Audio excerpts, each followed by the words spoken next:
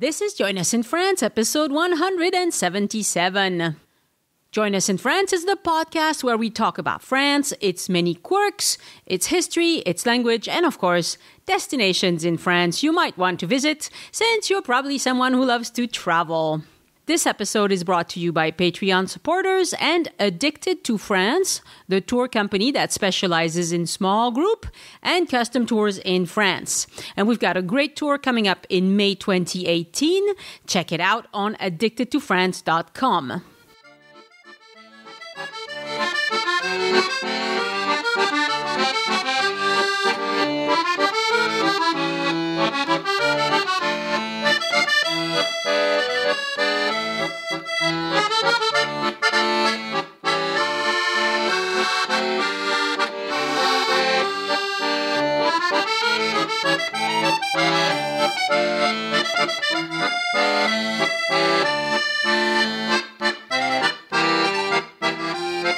Bonjour Francophiles, I'm Annie, and on today's show I chat with Elyse about a really small and charming village an hour south of Toulouse called Saint Bertrand de Comminges.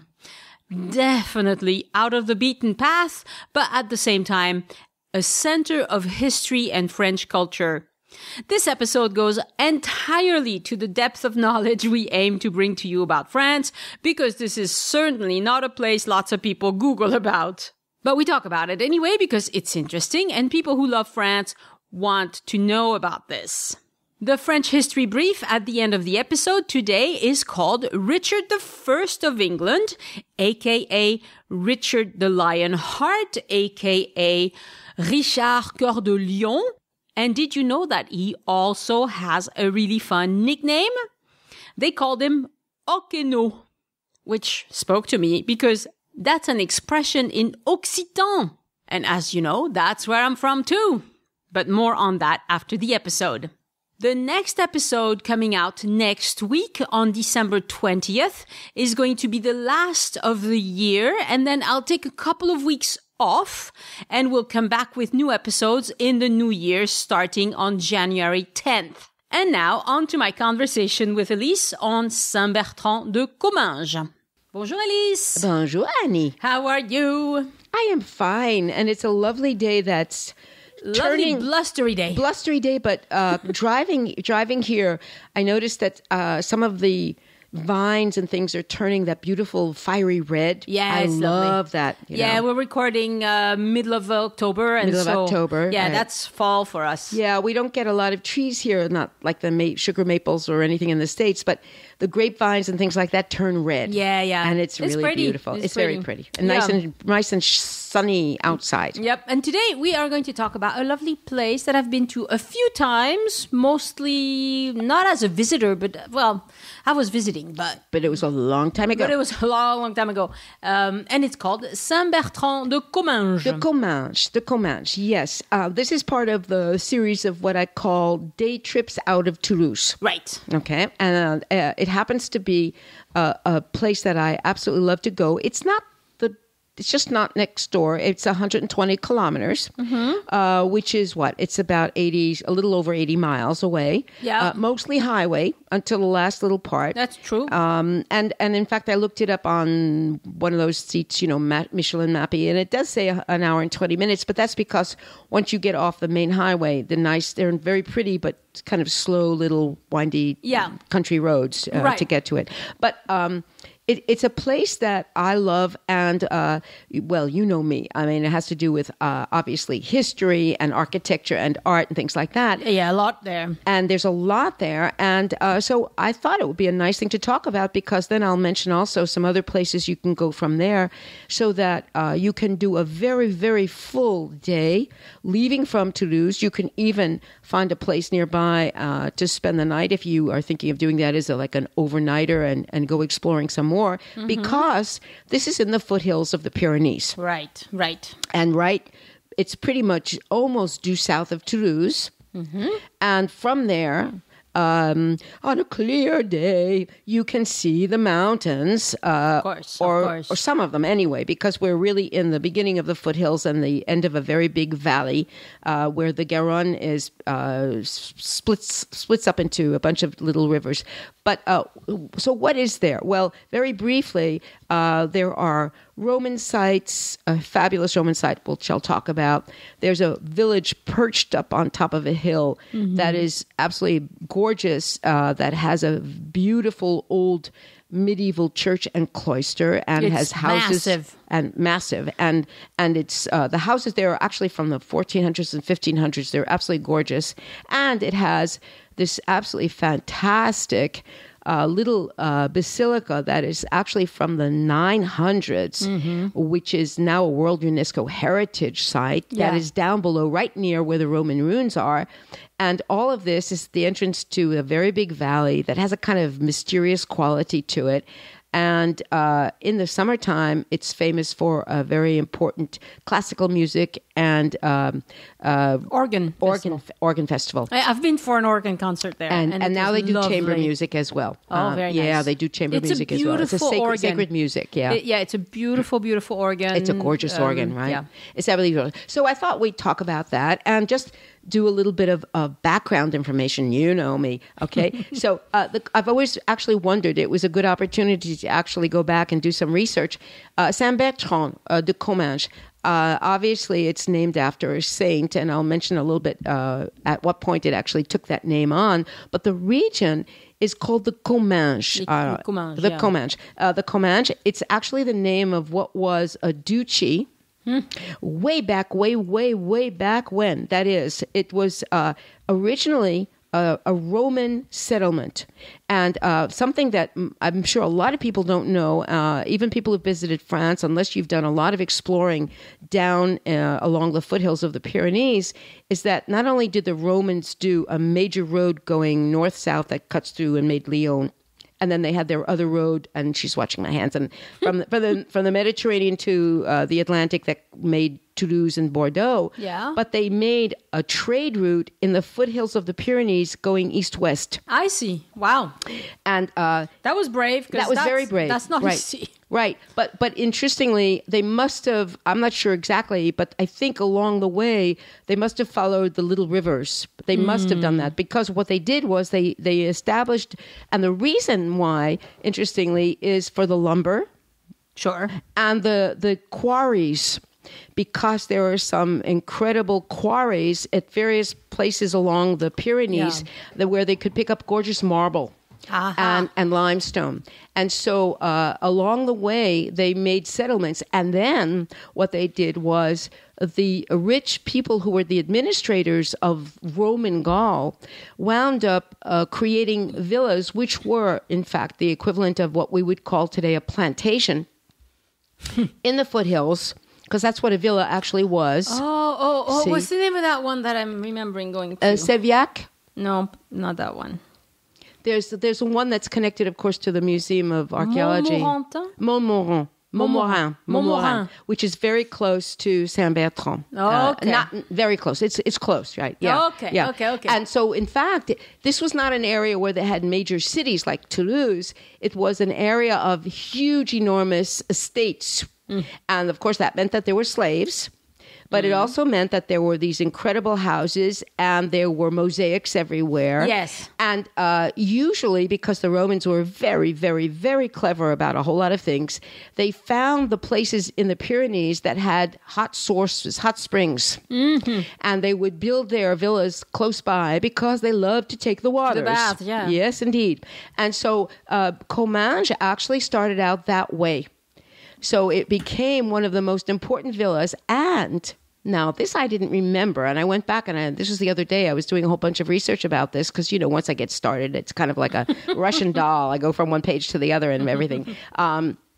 Apparently, there is no way of verifying it, but something that is between just a rumor and absolutely verifiable historical information is that Herod, the King Herod, the one who had... In the Bible? Yep. He was exiled. He was kicked out of Palestine with his wife, and he took his retirement in the Comminges. Wow.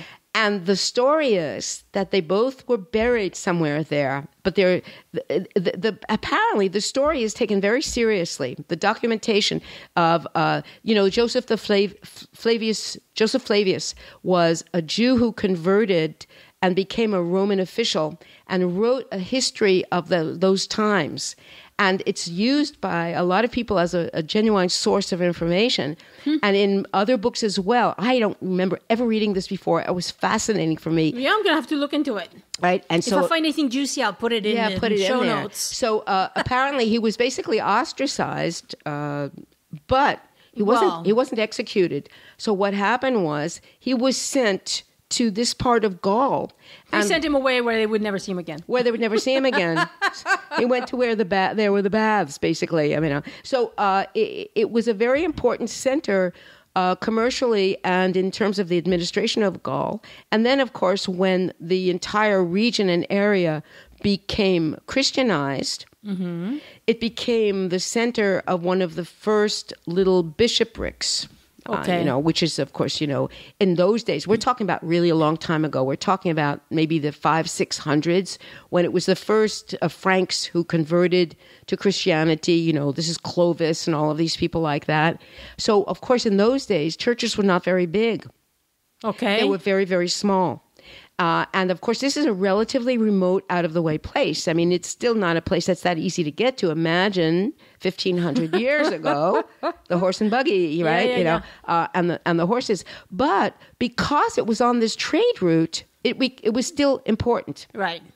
And in fact, the whole business of counts and dukes and barons and all this nonsense with the titles, it comes from the nomenclature that the first Franks, who were the people who basically reconquered all of what is now France after the Romans were kicked out and all these other invaders basically also were kicked out, they used these titles as administrative titles. So a count was the head of a county.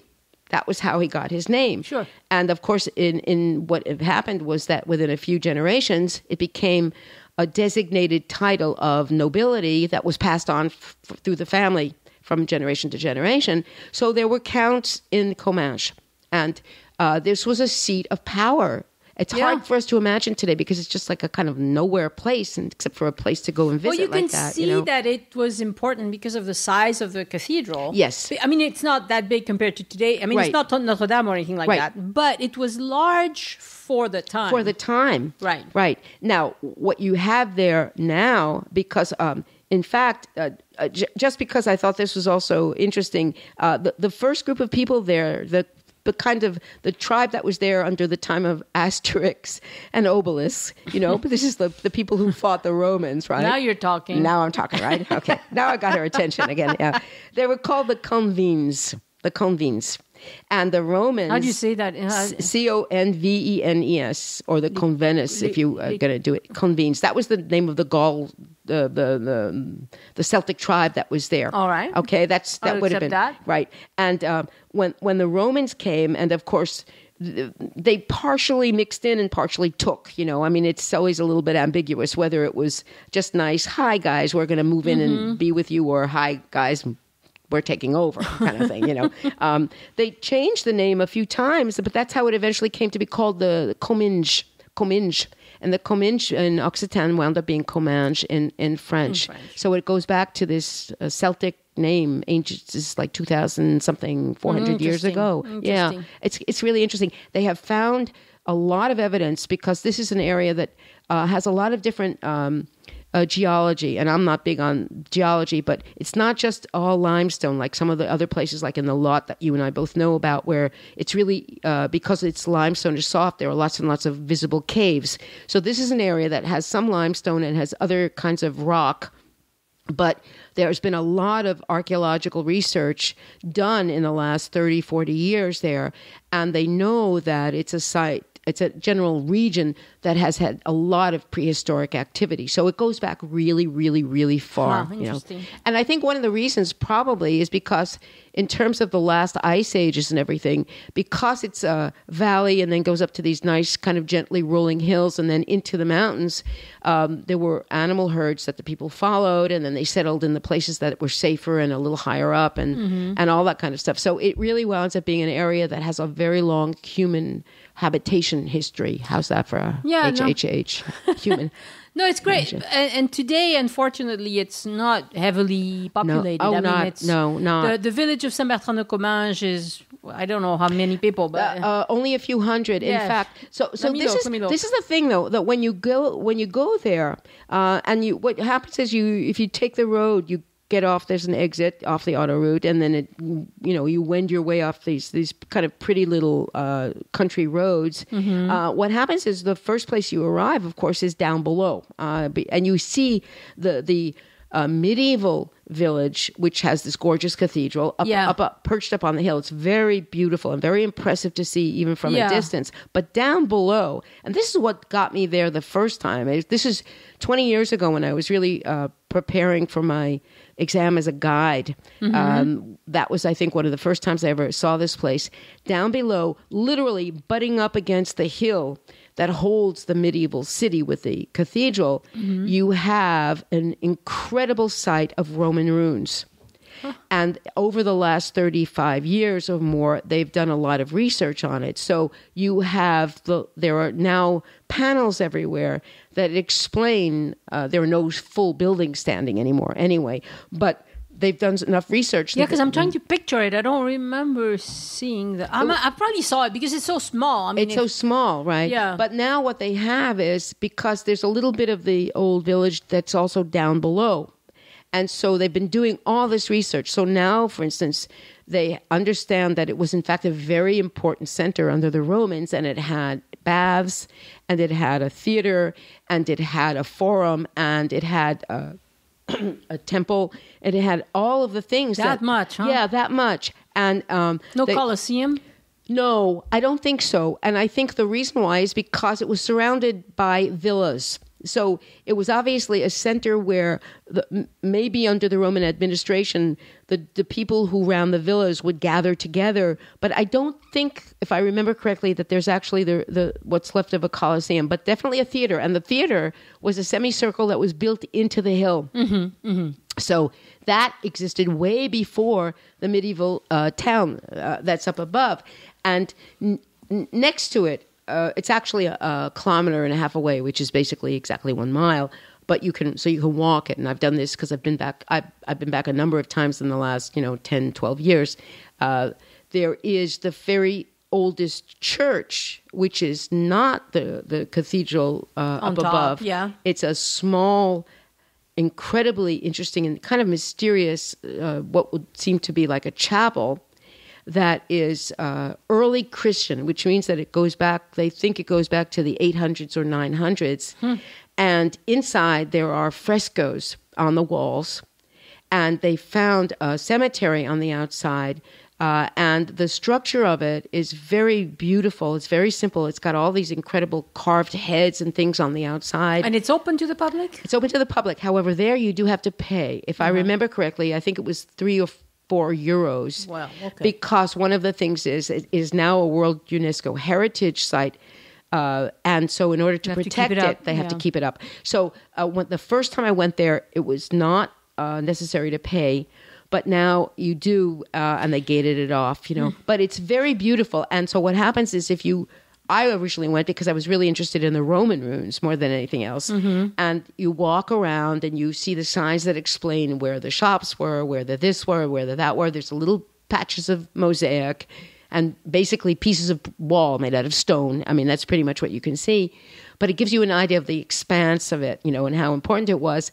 And then, obviously, because this Roman road through the foothills existed already, the first Hermitage, when the hermits went to look for places to hide in the early Christian days, they went into the foothills of the Pyrenees. And so there's actually a road that you can take that takes you almost across all of the Pyrenees, that just goes from one Romanesque chapel to another. A lot of them with frescoes. And this is one, I love it because there's something very mysterious about it. There's something very strange. It's not like a big fancy... It doesn't have an organ or anything like that. It's just a small, simple little thing. So I think I'm going to have to go and visit it again before I publish this episode because one, I can't find any photos of it. I mean, I went with friends. I think you probably can now find a few. I think so, yeah. But I went with friends, but it was too long ago. I wasn't into photography yet. So I might have to go take some photos and take a look at that. Yeah. And then, of course, what happened was that the reason it came to be known not so much as just the Comminges, but it got the name of Saint Bertrand de Comminges because in the 1000s, well, we're still talking a long time ago, right? 1,000. There was a man who became bishop who actually became bishop in Toulouse, who was from that area, and his name was Bertrand de l'Île de Jourdain, which is de l'Île Jourdain? Yeah. Oh. And that, of course, is in the Gers. Yes. And he was first made bishop there. Oh. Before, and then he wound up, going to Rome. So he became very, very powerful.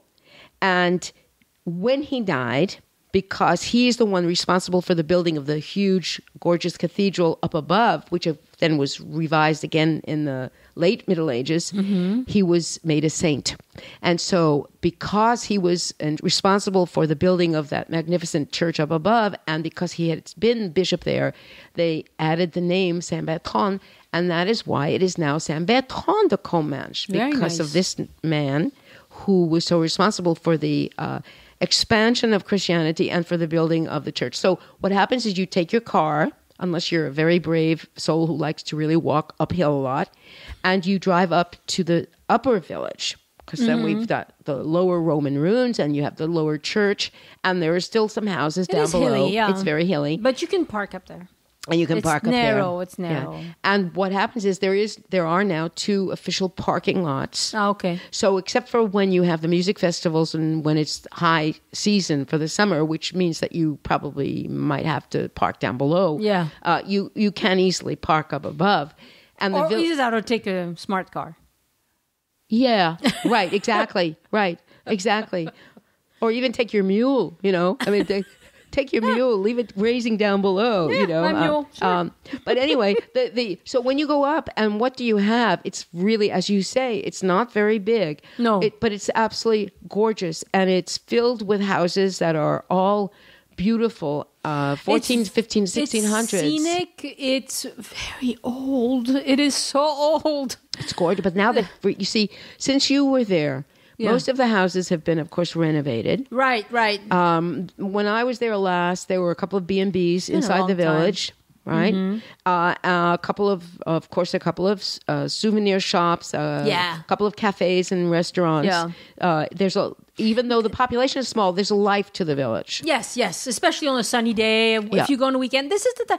Do you know there's lots of places where we tell you don't go on the weekend, like Carcassonne, don't go on the weekend. This is a good place to go. Yeah, Saint Bertrand de Comminges is a good place to go on the weekend because you have a few more people. It'll be a little bit more lively. Yeah. It won't be just a couple of stray cats and some old guy looking at you crooked. I mean, this is the Saint Bertrand de Comminges is a place where in the winter there's one little place with a that has souvenirs and cafe that's open. I wouldn't go in the winter. In the late spring and in the summer and in the fall, it's a great place to go. Yeah. By the way, the small Romanesque chapel down below that is actually listed as a basilica because at the time of the end of the Roman Empire, a basilica was basically the form and it wasn't the size. It's called Saint-Just de Balcarère. Saint-Just de Balcarère. Yeah, and I love it there. Balcarère. I love it. I don't know why. It was one of those places where I went, and it's surrounded by orchards with apple trees, and so it was like, I just remember my first time going there thinking, this is really cool. It's the kind of place where there are lots of gîtes places where people can rent for a week in the summertime, and it's a good place to go off from there and do other things. Yeah. So when you go up... Hikers. This is hikers' paradise. Hikers or even visiting other things. And also... under Saint Bertrand, it became important as a stop on the road to Saint-Jacques-de-Compostelle. Ah, there we go. There we go. Here's right? our buddy Saint-Jacques-de-Compostelle. And that means people coming through. That means commerce once more. And so it's really absolutely beautiful. Yeah. And let me interrupt you before you go any further.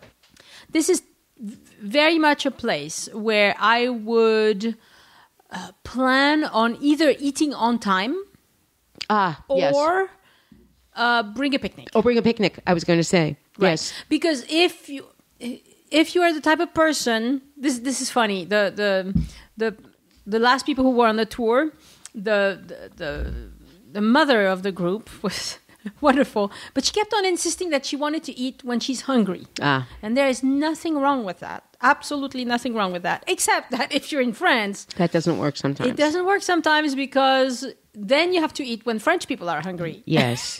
Not when you're hungry. And French people have their stomachs trained to eat at certain hours. Yes. And in a small village like this, you definitely will not have the freedom to say, "Oh, it's 1:30. It's okay. I'm not hungry yet. Let's eat in an hour." Yeah. No, you either eat. You eat between 12:30 and 1:30, and then it's going to be 7:30 to 9:30 at the latest, and then you're done. Yeah. And the fact is, though, even in a village like this, except in the summer months when there are a couple of other places, you're going to get an ice cream cone, maybe a sandwich or a drink at the little cafe that stays open during the year. I mean, this is not even a place that has necessarily restaurants that stay open all year. It is a place where if you're thinking of going on a weekend out of high season, the best thing to do is to check and see what is open before you do go, or bring a picnic, because there are lovely places to picnic in the village high up and down below. It's just really lovely. It's really got a beautiful aura to it, the whole area. This goes for a lot of places in the Pyrenees, to tell you the truth. That's true. And people, it doesn't matter how much you tell them, they don't register. I had house guests a few days ago, not very long ago. They love to hike, and I had told them, bring some food. Like we have some perfectly good stuff in the fridge. I said, because I knew they were going to leave early. I said, make yourself a sandwich before you go and take it with you. And when I came home, I realized they hadn't taken a sandwich. And that night they came back and said, we can find a place to eat. I'm like, I told you. Right. Yeah. This is the countryside. I am not, if I say these things, it's not to be weird. Yeah, right. I'm telling you because it's true. You won't find anywhere to buy food. This is not near urban centers of any kind. You know, it just isn't. And in fact, right around Saint Bertrand, you have to drive to get to another village. There's nothing you can walk to. Yeah. Now, the church that you love, it was started in the early 1300s. Mm-hmm. It was started by the bishop at the time, another Bertrand, whose name was Bertrand de Got, G-O-T, which makes me think that he's a descendant of the Goths who actually moved into the area for ancient times. But he had the privilege of being one of the French popes in Avignon under the name of Clement V. And so, again... hot stuff he was. He was hot stuff. And guess what that means? You come from a place, you wind up becoming pope, you give that place money to build a big, beautiful new church. Oh, of course you do. And that is how the church and the cloister came to be built, because he wound up becoming a pope in the 14th century in because it is Avignon. Kind of disproportionate to the size of the place. Absolutely. I mean, the village is not that big. It's very small. Yes. A few hundred people at most. Absolutely, at most. Right. And then you have this church that looks like it's half the size of the village. Exactly. And what's left besides the actual church building is the cloister. The cloister is very nice. Which is gorgeous, and it actually has a great view over the foothills. But, of course, what is no longer there is the rest of the monastery that was destroyed. That was the reason for the village one being built, basically up around it. It was the church and monastery first, and then the village with the villagers came next, which is something that does happen a lot. Yeah. And so the cloister has been preserved. The church, of course, is famous for two things. It's famous for its organ, and it's famous for its wooden choir and stalls. Oh, yes. absolutely They're very nice. Gorgeous. And again, completely out of place. You think you're at like St. Paul's Cathedral in London. Yeah. And you walk in there, it's like, woof, they sure put nice wood in here. Oh, it's gorgeous. and beautiful carvings on the wood and everything. Yeah, you're absolutely right. It's totally disproportionate in relation. First of all, the church itself, it's kind of weird because it's relatively high and it looks like it should be a bit wider, you know? I mean, it's kind of like a big box kind of thing, except that it still has its wooden tower up on top of the church, which of course you rarely ever see anymore anywhere. There's a lot of them burned. A lot of them burned, exactly. It may have been restored. That's very possible. Could be, yeah. And the cloister, which is just gorgeous. And it's... Maybe because it's so far from any urban environment, it's just kind of a neat place. It's very quiet, except from when you have the music festival. And there were a couple of the last time I was there. I don't know if they're still there. There were a couple of craftspeople who had opened little shops. You know, it was kind of a sweet thing to do. It was really nice. So it's a place that I really love. I think it's a great place. Now this fabulous music festival actually started in 1975. Okay. So it's 25, 35, 40. It's over 40 years old. And it started out as just sacred music because of the organ, which is an organ that is a end of 17th century, early 18th century organ that was revamped. But then it became chamber music and sacred music.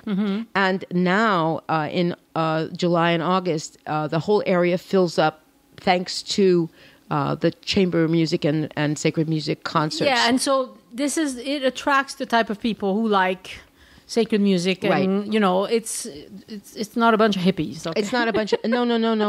What, I don't know why you thought it would be hippies. 50s, 60s, 70s, who are well-to-do, who are connoisseur of serious music. Yeah. And then you have that mixed with people who come as tourists to see the Roman site down below, right? And the church, because the church is, of course, a historical site that's very famous anyway. So you get a lot of families with kids because they love to run through the part that's the Roman ruins and visit the little chapel that's down below. And then everybody, it's so imposing when you see this very big valley filled with trees and just a few houses, and then there's a very pretty little village not too far away, but it doesn't have much of anything else.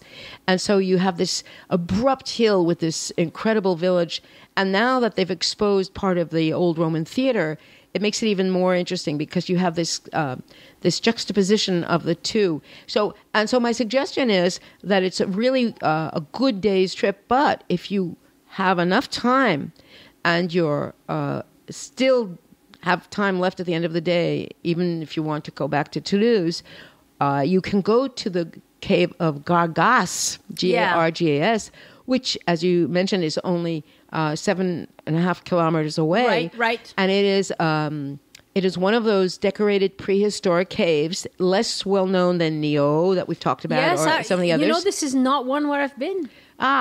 And you visit the real thing. I obviously. Yes, you visit the real thing. And in the about 10 years ago, I think 10 years ago, I really lose track of time. That's what happens when you get to be old. They closed it down for about or senility. I don't know. Right. They closed it down for about a year to redo the entranceway and set it up because I visited several times when literally you walked in and there was nothing to protect what was on the walls. And when you just walked in, there they were. And what it's famous for is it's got handprints everywhere. The handprints, okay. Footprints and handprints. So it's black and white, probably, maybe some red dots. A little bit of red dots. A lot of, the paint was blown. What they would do is they stenciled the hands. So they put their hand and then they blow. They blow, spit out. Right. They would spit out some paint around their hand. So what they did was they redid the entranceway. And so it's famous as the cave with the hands. And it's not that big, but it's really fascinating to visit. Do you have to reserve? I'll have to go look in. You have to reserve if you want a group visit. In other words, there's in the high season, there's one tour in English. There's one tour in English in the morning, one tour in English in the afternoon. Oh, that's a lot. Otherwise, the tours, of course, Because only has one in English. No, in the high season, one in the morning, one in the afternoon. Maybe. Yeah, for sure. In July and August, there's 2 a day, for sure. One in the morning, one in the afternoon. And my guess is, since, again, they always limit the number of people, the best thing to do is to reserve, especially if you want English, if you want an English, and if you're more than just a couple of people, and if you have some time either before or after your visit to Saint Bertrand de Comminges, and you're not either interested in seeing a prehistoric cave like Gargas or whatever, there's this town called Mâtre Tolosan, which is famous for its high-end ceramics with motifs that are painted by hand still to this day. So it's relatively expensive, very beautiful, very gorgeous old style, multicolored and everything else. I've stopped there twice with members of my family because they're very interested in things like that. You can go into one of the 2 or 3 factories and see them painting the decorations on the I'm faience. pretty sure I've stopped there a few times, but to me it's just a place along the freeway. Yeah. I mean, it's right off of the freeway. It's right off the freeway. It's really easy to get to. Right. And there are a couple of places, in fact, talking about getting stuck and not having something to eat. I was with my mom one of the times I went there. This is a number of years ago, obviously. And we got there and it was out of lunch hour time. And we really had a hard time. There was one place that I think that had like pizza or something like that stayed open, but it's a town of, I don't know, I mean, it's got to have at least 800 people or something like that. Yeah. It has pharmacy and, I mean, it's not a teeny little place. Right. It's the countryside. Everything was shut down. It's closed. Everything. But for those people who are interested in ceramics, traditional designed, it's very beautiful. Find a photo to put on. It's very gorgeous. I have 2 small pieces at home. The village itself is not that interesting. No, it's not interesting at all. It's just but that is a place to visit. Or if you like ceramics. If you like ceramics. Or if you want to do a weekend or an overnighter, you can continue on from Saint Bertrand de Comminges and go to Luchon. Bagnères de Luchon. Bagnères de Luchon, which is a small city in the real beginning of the mountains. It's from there there are baths. There's a spa that's actually part of these ancient Roman baths that's still built into the mountain. Or you can take the téléphérique and go up in the summer and hike. In the winter, you can go skiing.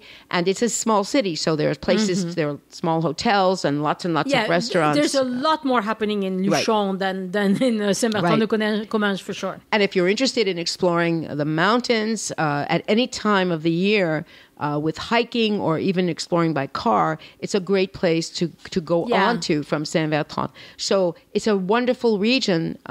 It just means you have to plan your day ahead of time or your overnighter ahead of time. Yeah.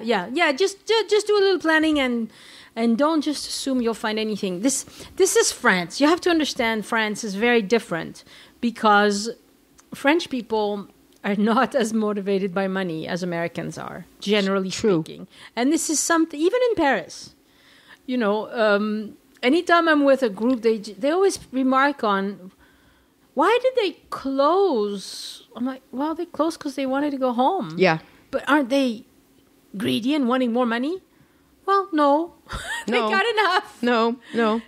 Right. So once French people are very, well, I got what I need. I'm good. The rest of the time is my life. Mealtime is sacred. It's sacred. It's sacred. Yeah. But this is my suggestion is for a lovely day out of the city. This is not the ocean. This is the foothills. This is going into the mountains. It's countryside in the autumn. You have all the apple trees. In the spring, everything is flowering. It's very beautiful. I think it's definitely bucolic. Yes. And for people who enjoy just peace and quiet and a place where they can walk and think and just enjoy the countryside. And if you really like Roman ruins, if you're interested in seeing what the vestiges are of, because, the Romans were everywhere in France. Right, but I don't know how much is left, though. I mean, are there whole walls? Is there like sections? The layout of the entire. You see the whole layout. You see pieces of walls. So you see parts of mosaics, and I love that. You see, and then you get an idea of where you get the curve of the theater and all of that. I probably shouldn't say this, but when we went to Montmaurin, was Montmaurin? Is that what it's called? Montmaurin has a lot more. Has a lot of mosaics. Right. So if you say that's funny because I remember going when I was very young.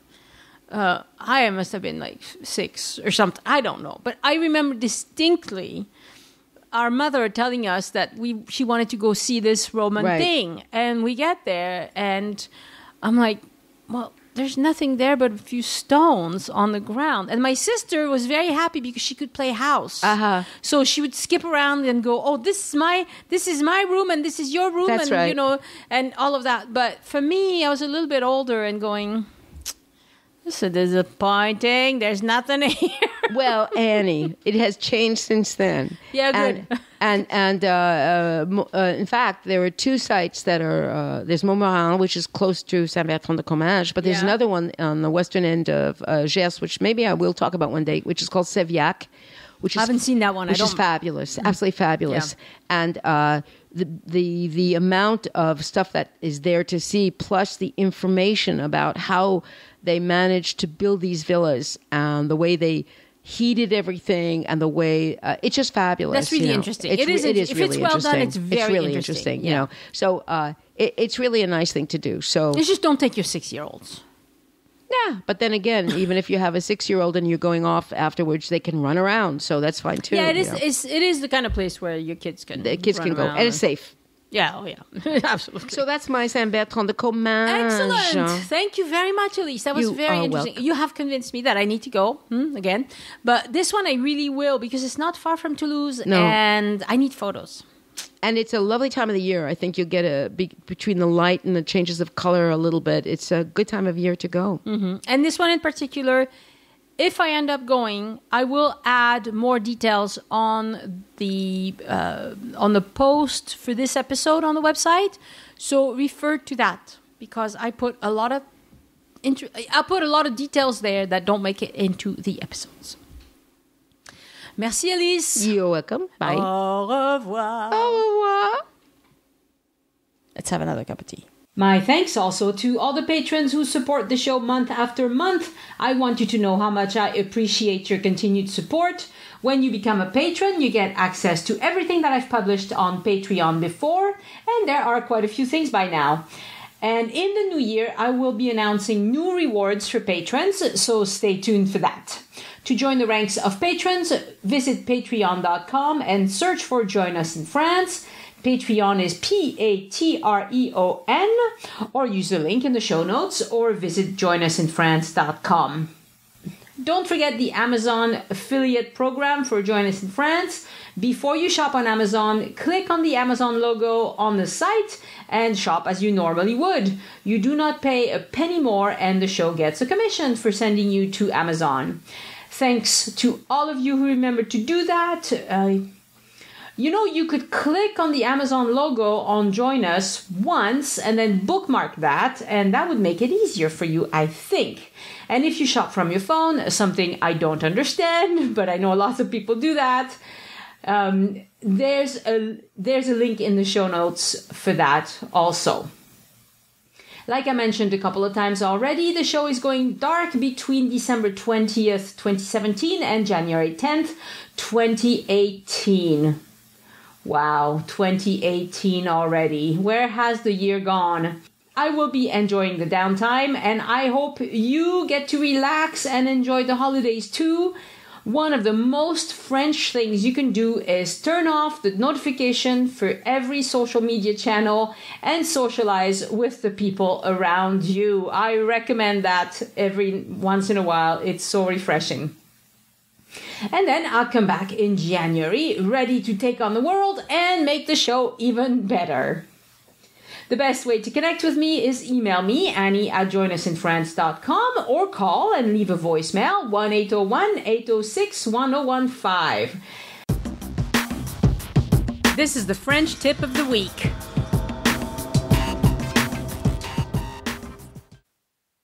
And now for the French tip of the week. Je ne sais pas si j'aime les huîtres, je n'ai jamais essayé. Je ne sais pas si j'aime les huîtres, je n'ai jamais essayé. I don't know if I like oysters, I've never tried them. Je ne sais pas si j'aime les huîtres, je n'ai jamais essayé. This is the French History Brief.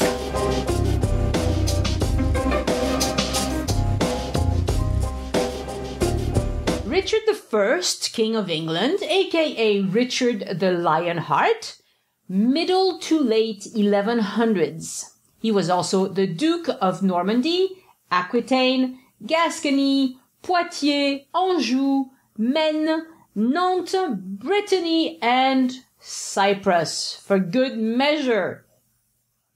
I wondered if he was born with all these titles, but that's not how it worked. He was born of Eleanor of Aquitaine and Henry II of England, so definitely destined for some sort of throne, but he acquired all of these titles little by little as people in his family died off, and he was the rightful heir. Can you imagine? Your brother dies and you inherit England! What a strange life it must have been.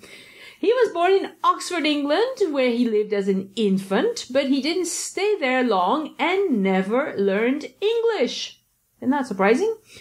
The language at the English court was French anyway, at that time, and he mostly spoke Occitan because that's the language his mother spoke. He was her favorite child, and she had 10 to choose from, even though he was her third son and therefore not so likely to get to be king since his brothers came first. But when his brothers died off, he cashed in. When they asked him, "What do you want to do when you grow up?" he answered, "I want to be a crusader and kill some infidel Muslims and anyone who tries to take my kingdom and my stuff." Just kidding. He probably didn't say that, but that's exactly what he did. He commanded his first army at age 16 when he went after the enemies of his father in the Poitou. Then he was a major leader in the Third Crusade, winning a lot of victories but not gaining control of Jerusalem. Yes, he was fighting over Jerusalem almost 1,000 years ago. And what's been in the news this week? Fights over Jerusalem. Boy. Richard the Lionheart got cocky and greedy and fought to take some of his father's possessions as well. He thought, "My old man is not dying fast enough. I want all the inheritance now." There were many battles, lots of innocent people died, but eventually Richard Cœur de Lion ended up having to apologize and grovel quite a lot to get back into his father's good graces. They say his mother, Eleanor, drove him to do all that because she had a falling out with her husband, Henry II, and she had reason to hate him.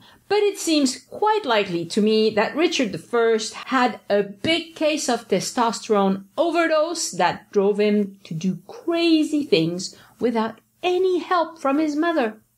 Let's end this brief on the softer side of Richard Cœur de Lion. His nickname in Occitan was Oc et no, which means yes and no. Oc, yes in Occitan. No, no in Occitan. Because apparently he wasn't much of a talker. But as an epic character, he both inspired and wrote a lot of stories. He wrote poems and stories in Occitan and Old French and possibly in Provençal too. They were repeated all over France by the troubadours. This was long before the printing press. Again, this was middle to late 1100s. So his poems and stories were memorized and passed along, and we still have some of them. I'll put a link in the show notes to one of his poems sung in Old French, which we call langue d'oil, and any of you from Quebec will hear some familiar sounds there. I'll link to a blog that has both the song and the lyrics written out so you can follow along. It's a lovely medieval poem and song, and I hesitated to include the song at the end of the episode, but that would be a copyright violation, and I don't need to get into that sort of problem. So you'll have to click on it yourself. Next week's show is going to be another one with Elyse on Christmas in France. She just came over to my house this morning and we recorded it, which was a lot of fun as always. Thank you so much for listening. Be well. Happy holidays. Au revoir. I'll talk to you next Wednesday. The Join Us in France Travel Podcast is written and produced by Annie Sargent and copyright 2017 by Addicted to France. It is released under a Creative Commons Attribution, Non-Commercial, No Derivatives license.